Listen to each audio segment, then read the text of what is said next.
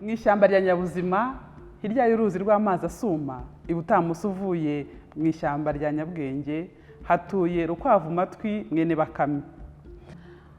Umunsi umwe Rukwavumatwi yakwirakwije inkuru mu ishyamba hose ko Mparage Buranga yagiye kwa Nyanka gushaka ubuhangange. Ntare Mugara umwami w'ishyamba bimenye agira impungenge, niko gusaba inshuti ye Mvubu Rutura ngo amuherekeze bajyane kwa Nyanka. Binyuze muri iki gitabo ndagushishikariza kujyana na Ntare Mugara ndetse na Mvubu Rutura kujya kwimenyera iryo banga ryo ku ruhimbi rwa Nyanka. Iki gitabo Uruhimbi rwa Nyanka cyanditswe na Denise Umuhuza, gishushanywa na Capucine Mazire. Ukeneye iki gitabo wagisanga kuri Edition Bakame ndetse no mu zindi nzu zicuruza ibitabo.